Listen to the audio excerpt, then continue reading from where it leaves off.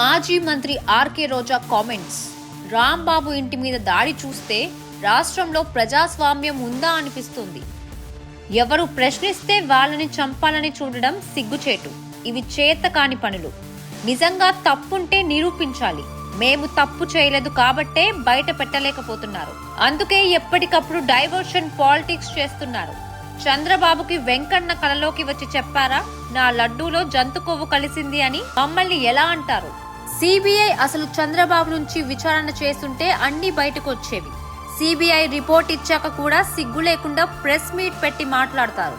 నిజంగా పవన్ కళ్యాణ్ గజనీ అనుకుంటా. ఒక్కో రోజు ఒక్కో వేషం వేసుకుని ఒక్కో మతం గురించి మాట్లాడతారు.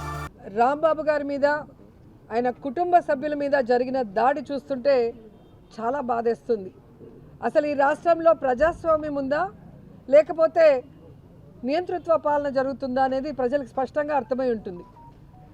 ఈరోజు అధికారంలో ఉన్న కూటమి ప్రభుత్వం చేసే తప్పుల్ని ఎవరు ఎత్తి చూపిస్తారో వారి మీద తప్పుడు కేసులు పెట్టడం, ఎవరు నిలదీస్తారో వారి మీద దాడులు చేయడం, వారి ఇళ్ల మీద ఏ విధంగా పెట్రోల్ బాంబులు విసిరేయటం, ఆడవాళ్ళని చూడకుండా వాళ్ళని చంపడానికి ప్రయత్నం చేయటం అనేది చాలా సిగ్గుచేటు.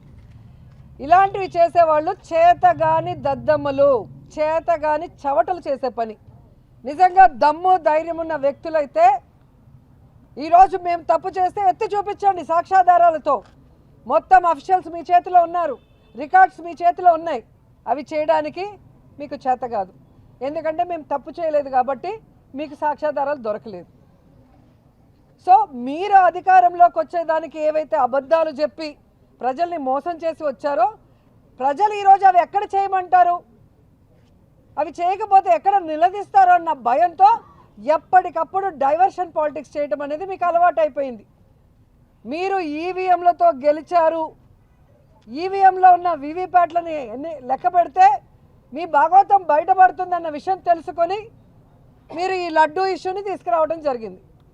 చంద్రబాబు నాయుడికి వెంకటేశ్వర స్వామి కలలో వచ్చి చెప్పారా? ఆయన నిన్ను అడిగారు కదా, ప్రెస్ వాళ్ళు అడిగితే సిబిఐ ఇచ్చిన రిపోర్ట్లో జంతు కొవ్వు కలవలేదని చెప్పి ఇచ్చారు కదా సార్ అంటే, నీకు చెప్పారా? దేవుడు నీకు వచ్చి అడిగాడా? దేవుడు నీకు చెప్పాడా అని చెప్పి ఎంత స్టూపిడ్గా మాట్లాడాడో.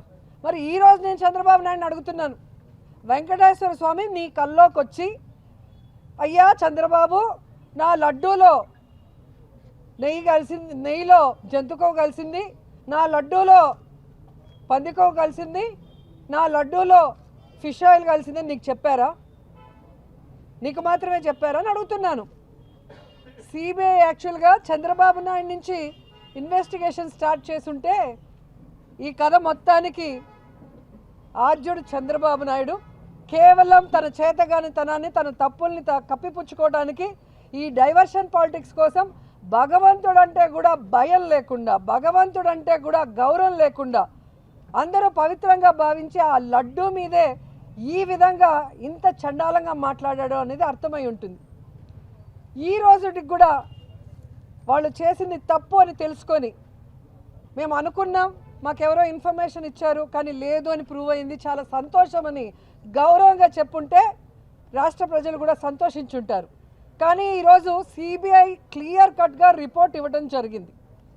లడ్డూలో జంతు కొవ్వు కలవలేదు, పంది కొవ్వు కలవలేదు, ఫిష్ ఆయిల్ కలవలేదు, ఏమీ కలవలేదు అని స్పష్టంగా చెప్పింది. అలాగే ఏదైతే పవన్ కళ్యాణ్ గారు చెప్పారో అయోధ్యకు పంపించిన 1,00,000 లడ్డూల్లో కూడా ఏమీ కలవలేదు, స్వచ్ఛమైన నెయ్యితోనే చేశారని స్పెసిఫిక్గా కూడా ఇవ్వటం జరిగింది ఆ రిపోర్ట్లో. అయినా కూడా సిగ్గు లేకుండా మళ్ళీ నిన్న ప్రెస్ మీట్ పెట్టి ఏం మాట్లాడారో మీ అందరూ కూడా గమనించారు. నిజంగా పవన్ కళ్యాణ్ గజనీ అనుకుంటా. ఒకరోజేమో బీఫ్ తింటాడు, ఒకరోజేమో బాప్టిజం తీసుకున్నాను అంటాడు, ఒకరోజేమో సనాతని అంటాడు, తిరుపతికి వస్తాడు రెడ్ డ్రెస్ వేసుకొని ఊగిపోతాడు, తమిళనాడుకి పోతాడు గ్రీన్ డ్రెస్ వేసుకొని ఊగిపోతాడు. మొన్న వాళ్ళ పార్టీ మీటింగ్లో అన్నాడు, ఎవడైనా బుద్ధి జ్ఞానం ఉన్నవాడు సీఎం నెయ్యిలో ఇది కలిపాడు అంటారా? ఎక్కడైనా సీఎంలు కూర్చొని కలుపుతారా అని ఆయనే మాట్లాడాడు. అంటే బుద్ధి జ్ఞానం చంద్రబాబు నాయుడికి పవన్ కళ్యాణ్కి లేదని ఆయనే స్వయంగా చెప్పాడు. అవునా కదా? మరి అలాంటప్పుడు వాళ్ళు కదా జగనన్నకి క్షమాపణ చెప్పాలి. ఈ సిబిఐ రిపోర్ట్ వచ్చిన తర్వాత వెంకటేశ్వర స్వామికి, ఆయన భక్తులకి, ముఖ్యంగా హిందువులందరికీ కూడా చంద్రబాబు నాయుడు, పవన్ కళ్యాణ్ క్షమాపణ అడగాలి. అది వదిలేసి మాకే మీరు క్షమాపణ అడగాలి అంటారు, మీరు మాకు చెప్పాలి అంటారు. ఎందుకు చెప్పాలి? ఈ రాష్ట్రాన్ని బస్టు పట్టించారు, లక్షలాది కోట్లు అప్పు చేసి ఈ రాష్ట్రంలో ఉన్న భూములన్నీ కూడా మీ బినామీలకి రూపాయలకి ఇచ్చేస్తారు, మెడికల్ కాలేజీలు అమ్మేస్తారు, ప్రజలకి ఏ వెల్ఫేర్ చేయరు. ఎవరైనా మాలాంటి వాళ్ళు గట్టిగా నిలదీస్తే మా మీద తప్పుడు కేసులు పెట్టాలి, మా ఇళ్ళ మీద దాడి చేసి మా ఇంట్లో వాళ్ళని చంపేస్తాము, లేదా మా ఇంట్లో పిల్లలు ఉంటే వాళ్ళ ఫోటోల్ని మార్ఫింగ్ చేసి వాళ్ళని మానసికంగా హింసిస్తాం. ఇంతకన్నా మీకు ఏమైనా చేతన అవుతుందా? అందుకే మీరు చేతగాని దద్దమ్మలు, చౌటలు అనేది. ఈరోజు కొత్త నాటకం మొదలెట్టారు. నిన్న ప్రెస్ మీట్ చూస్తే ఈ సిట్ రిపోర్ట్ తర్వాత జంతుకో కలవలేదన్నారు, కానీ దాంట్లో హార్పిక్ కలిసిందంట, దాంట్లో కెమికల్స్ కలిసాయి అంటారు. అసలు అన్నం తినేవాడు ఎవడైనా ఇలాంటి మాటలు మాట్లాడతారా? భగవంతుడి ప్రసాదం గురించి ఇలాంటి ఆలోచన ఎవరికైనా వస్తుందా? చంద్రబాబు నాయుడికి తప్ప ఇలా ప్రసాదంలో ఇవి కలపచ్చు అవి కలపచ్చు అనే ఐడియా నాకు తెలిసి ఎవరికి రాదు. అంత ఘోరంగా నిన్న మళ్ళీ మాట్లాడతాడు. అంటే మీరు తెలుసుకోవాల్సిన చంద్రబాబు నాయుడు గారు, ఏవైతే శాంపుల్స్ని తీసుకున్నారో అవి ఎవరి హయాంలో తీసుకున్నారు? మీరు 2024 జూన్ 12వ తేదీ మీ అధికారం వచ్చింది. శాంపుల్స్ 2024 జూలై 6, 12వ తేదీ తీసుకోవడం జరిగింది. సో ఏమి జరిగినా దాంట్లో మీ హయాంలో జరిగినట్టే. దాన్ని మీకు మీడియా ఎక్కువ ఉంది కదా అనేసి మానెత్తిన రుద్దాలని ప్రయత్నం చేస్తున్నారు. మీరు అదేదో బ్రహ్మాస్త్రం అనుకుంటున్నారు, అది భస్మాస్త్రాస్త్రంలాగా మీ నెత్తినే కూర్చుంటుందన్న విషయం ఇప్పటికే మీకు అర్థమై ఉంటుంది. ఇకనైనా వాళ్ళు దగ్గర పట్టుకోమని కూడా ఈ సందర్భంగా తెలియజేసుకుంటున్నా. ఈరోజు మీరు చేసే తప్పులు, మీరు చేసిన తప్పుడు వ్యాఖ్యలు సరికాదు అని చెప్పి సుప్రీంకోర్టు ద్వారా తెలుసుకున్నాక ఇప్పటికైనా మారకుండా ఫ్లెక్సీలు పెడతారు. ఇంకా నెయ్యిలో ఏదో జరిగిందని కంటెంప్ట్ ఆఫ్ కోర్ట్ కదా. అసలు ఇలాంటి వాళ్ళ మీద కంటెంప్ట్ వేసి లోపల వేయాలి వీళ్ళందరినీ. ఎవరెవరు ఫ్లెక్సీలు పెట్టారు, దాంట్లో జగన్మోహన్ రెడ్డి గారి ఫోటో, కరుణాకర్ రెడ్డి గారి ఫోటో, అలాగే సుబ్బారెడ్డి గారి ఫోటో పెట్టడం జరిగింది. వాళ్ళే క్లియర్గా చెప్తున్నారు కదా, వెంకటేశ్వర స్వామి దగ్గర ప్రమాణం చేయడానికి మేము రెడీ, మా హయాంలో నెయ్యిలో ఎలాంటి కల్తీ జరగలేదు, మేము చేయలేదని. మీకు దమ్ముంటే రండి, అదే వెంకటేశ్వర స్వామి దగ్గర ప్రమాణం చేద్దాం. అది వదిలేసి పచ్చ ఛానళ్ళ ముందు కూర్చొని ప్రవచనాలు చెప్తూ మీరేదో పెద్ద హైందవుల్లాగా. ఏ రోజు మీరు దేవుణ్ణి గౌరవించారు? చంద్రబాబు నాయుడు ప్రతి ఫోటో చూడండి, షూస్ వేసుకొని పూజలు చేస్తాడు. పవన్ కళ్యాణ్ బాప్టిజం తీసుకున్నానంటాడు, గొడ్డు మాంసం తింటాడు, మళ్ళీ సనాతిని అంటాడు. అంటే వీళ్ళు హైందవులు, వీళ్ళు చెప్పే నీతులు మనం వినాలి. వీళ్ళు ఏ రోజైనా దేవుడిని గౌరవించారా? నిజంగా దేవుడి మీద భక్తి ఉంటే, దేవుడి మీద భయం ఉంటే ఇలాంటి అలిగేషన్స్ చేయరు. ఇలా భగవంతుడిని రాజకీయాల్లోకి లాగరు. సుప్రీంకోర్టు క్లియర్గా చెప్పింది, భగవంతుడిని రాజకీయాల్లోకి లాగద్దండి అంటే మేము లాగటం లేదు అంటూనే మళ్ళీ నిన్న ఫినాయిల్ కలిసిందని అదే భగవంతుడిని మీ రాజకీయాల కోసం ఎంత నీచంగా వాడుతున్నారో మీరు గమనించాలి. దాన్ని ప్రశ్నిస్తున్నారని, ఆ ఫ్లెక్సీని తీయమన్నారని ఒక స్కెచ్ చేసుకొని ఎలాగైనా ఈరోజు అంబటి గారి మీద దాడి చేయాలి, ఆయన మీద తప్పుడు కేసులు పెట్టాలి, ఆయన్ని లోపల పెట్టాలని ఒక స్కెచ్ తయారు చేసుకున్నారు. లేకపోతే అసలు ఒక సీనియర్ మోస్ట్ పొలిటీషియన్ కారులో వెళ్తుంటే ఆడవాళ్ళు పచ్చి బూతులు, ఆ గ్రంథాలయం చైర్మన్ ఆమె ఏజ్ ఏంటి, ఆమె గేజ్ ఏంటి, ఆమె మాట్లాడే మాటలేంటి, ఏ మాట అయితే అంబటి గారు మాట్లాడారని కేసు పెట్టారో అదే మాట ఆవిడ మాట్లాడింది మరి ఎక్స్ మినిస్టర్ని. మరి ఆవిడ మీద ఎందుకు కేసు పెట్టలా? అంబటి గారు ఇంటికి వచ్చాక రెచ్చగొట్టి దాడి చేస్తే తెలియక ఆవేశంలో అన్నాను, వెనక్కి తీసుకుంటున్నానని క్లియర్ కట్గా మీకు చెప్పిన తర్వాత మీరు కేసు పెట్టారు. మరి ఆవిడ ఇంతవరకు క్షమాపణ కూడా అడగలేదు. మరి ఎందుకు కేసు పెట్టలేదు ఆవిడ మీద? ఇంకో ఆవిడైతే భూమికి ఇంత ఉంది, ఫస్ట్ టైం గెలిచిందంట ఎమ్మెల్యేగా, మాధవి గారు. పాప కొంచెం పాలిటిక్స్ కొత్త, అందుకే ఎక్కువ ఎగురుతోంది. ఆవిడకి కొంచెం రోజులు పోతే అన్నీ తెలిసి వస్తాయి. అసలు ఆమె ఇంటి ముందుకు వచ్చి ఆమె మొగుడు రౌడీలు, గుండాల్లాగా, అంటే ప్రొఫెషన్ గుండాలు అనుకుంటా, ఎమ్మెల్యే కాకముందు చిల్లర రౌడీలు జోబు దొంగలు చేస్తూ ఉన్నారేమో. ఇక్కడికి వచ్చి వాళ్ళు ఏ విధంగా రౌడీజం చేశారు, ఆ తర్వాత ఎలా వార్నింగ్లు ఇస్తూ ప్రెస్ మీట్ ఇచ్చారు, జగన్ గారు వస్తుంటే మళ్ళీ ఎలా మాట్లాడారు, మళ్ళీ ఇప్పుడు ఎలా మాట్లాడుతున్నారు మీరు చూస్తున్నారు. మీకు అధికారం కావాలేమో రౌడీజం చేయటానికి, మాకు అధికారం కూడా అవసరం లేదు. జగన్ అన్న సైగ చేస్తే చాలు. కానీ మాకు విలువలు ఉన్నాయి, క్రమశిక్షణ ఉంది. అందుకే జగన్ అన్న 5 సంవత్సరాలు లా అండ్ ఆర్డర్ని ఎంత జాగ్రత్తగా రాష్ట్రంలో చూసుకున్నారో మీ అందరికీ తెలుసు. ఎవరి మీద తప్పుడు కేసులు పెట్టలేదు, ఎవరిని హింసించలేదు, ఎవరి ఇంటి మీద దాడి చేయలేదు. కానీ మీరు చేస్తున్నది ఏంటి? రెచ్చగొట్టే దారిలో ఈరోజు ఆడవాళ్ళు ఉన్నారు ఇంట్లో. అంబటి గారు వైఫ్, పిల్లలు, అల్లుడు, మనవరాళ్ళు ఇలా పగలగొట్టి ఇంట్లో దూరేసి వాళ్ళు ఏదైనా చేస్తే పోలీసులు నించొని చూస్తున్నారు. పోలీసులకు జీతాలు ఇచ్చేది ఎవరు? తెలుగుదేశం పార్టీ వాళ్ళు, జనసేన వాళ్ళ? ప్రజల పన్నులతో కదా వీళ్ళకి జీతాలు ఇస్తున్నారు. మరి ఏదైనా ఇన్సిడెంట్ జరిగినప్పుడు ఇమీడియట్గా రియాక్ట్ అయ్యి వాళ్ళని కాపాడాల్సిన బాధ్యత పోలీసులకు ఉందా లేదా? ఫోన్ చేస్తే ఎస్పీ ఫోన్ ఎత్తాడు, పోలీసులు ఇక్కడ నించుంటారు. మన వాళ్ళు వచ్చి పోలీసులు ఏంటి సార్ ఇంత జరుగుతుంటే అని చెప్పి ఫోన్ చేసి అడిగితే మాకు ఇన్స్ట్రక్షన్స్ రాలేదు అంటే, దాడి చేయడానికి ఇన్స్ట్రక్షన్స్ ఇచ్చారు, వీళ్ళని చూస్తూ ఉండమని ఇన్స్ట్రక్షన్స్ ఇచ్చారు.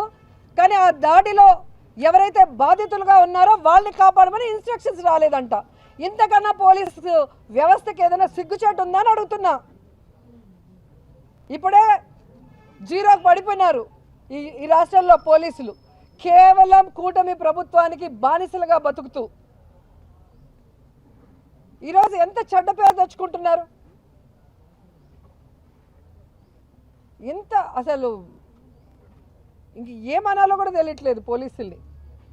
మీ ఉద్యోగ ధర్మం మీరు చేయకుండా, మీరు దగ్గరుండి మీ ఆధ్వర్యంలో మీరు చూస్తుండగానే దాడులు జరిగి బ్లాస్టులు జరుగుతుంటే ఇక మీరెందుకు?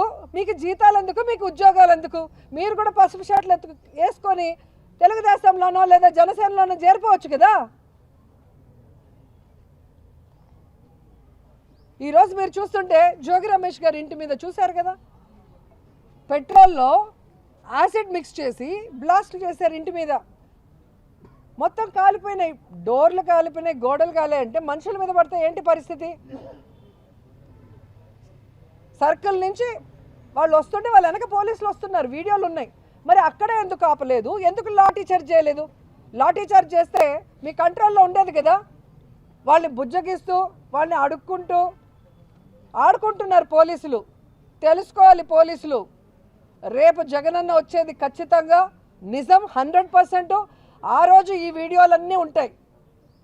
మీరు ఎవరి కోసమైతే పని చేస్తున్నారో వాళ్ళు ఎవరు ఆ రోజు మీకు రక్షణగా ఉండరు. న్యాయస్థానం ముందు మీరు దోషులుగా నిలబడి మీ జీవితాలు నాశనం అయిపోతాయి అన్న విషయం మీరు తెలుసుకోవాలి.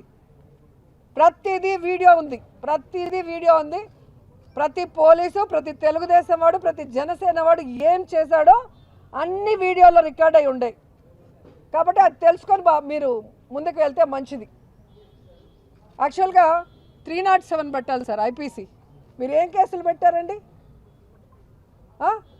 ఇన్సిడెంట్ జరిగింది, 7 గంటలు కంటిన్యూస్గా బ్యాచ్లుగా వచ్చి దాడి చేసి వాళ్ళని చంపడానికి ప్రయత్నిస్తే ఐపీసీ 307 పెట్టాల్సింది పోయి ఇంతవరకు ఆ ఎమ్మెల్యే మొగుడు, ఆ గంధా చైర్మన్ మీద ఏ కేసు మీరు పెట్టలా.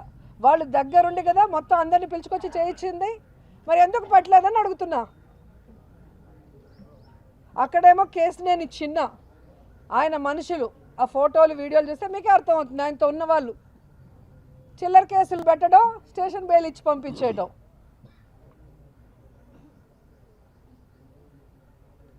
సో చాలా చాలా ఘోరంగా చేస్తున్నారు. ఇది కరెక్ట్ కాదు. మీరు రాజ్యాంగాన్ని మిస్యూజ్ చేస్తూ రెడ్ బుక్ రాజ్యాంగాన్ని తీసుకొస్తున్నారు. ఖచ్చితంగా ఈ రాష్ట్రంలో ప్రజాస్వామ్యం కూని అవుతుంది. కాబట్టి ఈ ప్రభుత్వ పరిపాలనలో సామాన్యులకి, అపోజిషన్ వాళ్ళకి, ఎక్స్ మినిస్టర్లు అయినా సరే ఎవరికి కూడా రక్షణ లేకపోవడం చాలా బాధాకరం. సో ఇక్కడ రాష్ట్రపతి పరిపాలన పెట్టాలని ఖచ్చితంగా మేము అందరం కూడా ప్రజల తరఫున డిమాండ్ చేస్తున్నాం.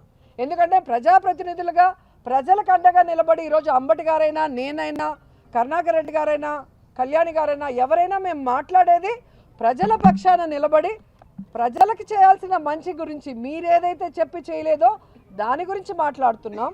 అలాగే మీరేదైతే తప్పుడు ప్రచారం చేశారో లడ్డూ మీద దాని గురించి మాట్లాడుతున్నాం. మేము మాట్లాడింది ఎక్కడైనా తప్పు ఉంటే చెప్పండి.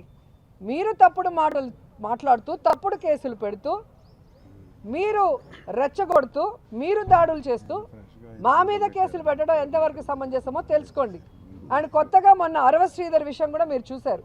అసలు జనసేనలో చిల్లర దొంగలు ఎదవలు పనికి మాలినోళ్ళు హంతకులే ఉన్నారు. ప్రతి కేసులో మీరు చూస్తున్నారు ఏ విధంగా ఆడవాళ్ళని వేధించారు, ఆడవాళ్ళని లొంగ తీసుకున్నారు. మరి సాక్ష్యాధారాలతో వాడి మీద కేసు లేదు, ఇంతవరకు అరెస్ట్ లేదు. మళ్ళీ ఒక కమిటీ వేస్తారంట. ప్రూఫ్లతో బయటకు వస్తుంటే